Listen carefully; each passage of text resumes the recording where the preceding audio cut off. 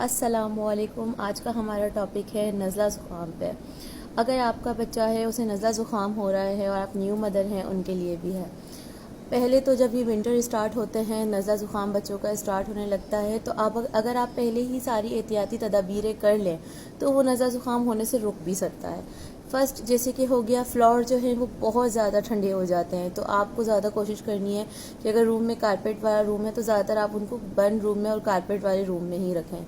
But अगर बच्चा है नहीं मान रहा तो आप उसको सॉक्स पहना के रखें। ख़ास तौर पर सॉक्स तो पहनाने ही पहनाने, क्योंकि पाँवों से भी सर्दी चढ़ती है।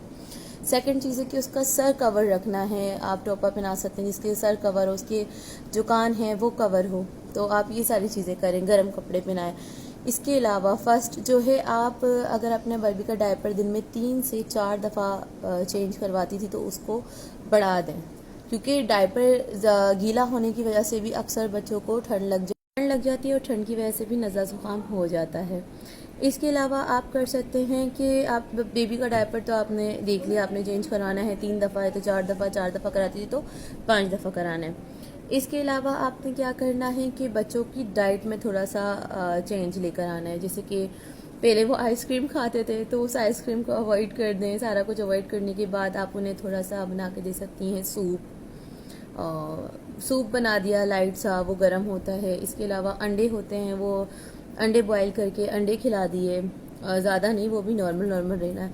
इसके अलावा जो बच्चे दूध पीते हैं, गाय का दूध या कोई भी दूध पीते हैं, तो उसके अंदर आपने हल्दी का थोड़ा चमचा डाल के वो हिला के वो दे देना है। उसके भी बड़े फ़ायदे होते हैं।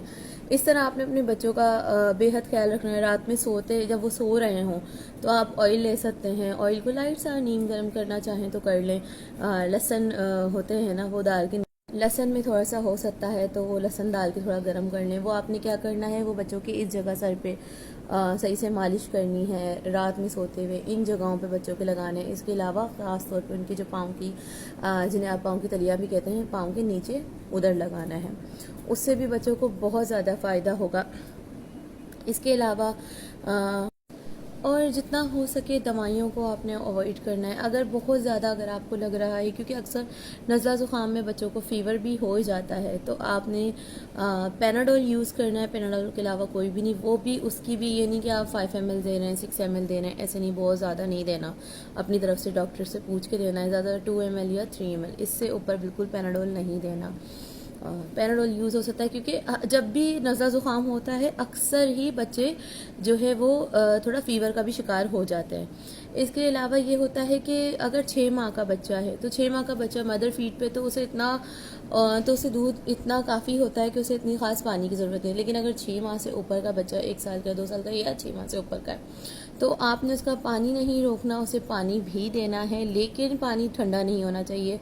आमतौर पे भी लाइट नीम गर्म सा उस पानी को हर वक्त करके रखें। थोड़ा भी ठंडा होगा तो वो भी जाके उन्हें तकलीफ दे सकता है, तो उसका पानी भी नीम गर्म देना है। इसके अलावा जो है आप उन्हें शहद दे सकते हैं। बच्चों को शहद का यूज़ करवा सकते हैं। मेरी और भी वीडियो में बताया गया है, उसमें आप शहद का यूज़ उन्हें करवा सकते हैं।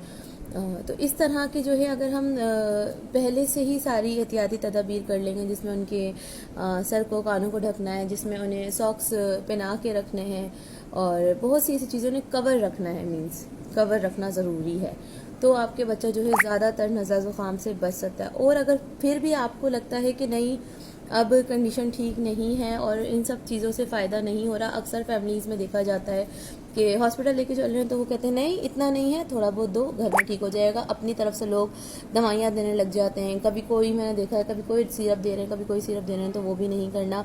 अगर मदर कह रही है, उसे लग रहा है कि उसके बच्चे की तबीयत ख़राब है, तो आप उसकी बात मानें और उसे हॉस्पिटल ले जाएँ। अपनी तरफ से बच्चों को कोई दवाई देने की ज़रूरत नहीं है, क्योंकि दवाइयाँ फ़ायदा देती हैं, वहाँ उसके नुकसानात भी होते हैं। तो आप जो है वो, और अगर अभी उसके जो है ना साइड इफ़ेक्ट दवाई के नहीं हो रहे शो, सिर्फ अभी फ़ायदा ही हो रहा है, तो आगे जाके जो ज़्यादा दवाइयाँ देते हैं उनके फ़ायदे आगे जाके उनको पता चलते हैं कि उसके कितने नुकसानात थे।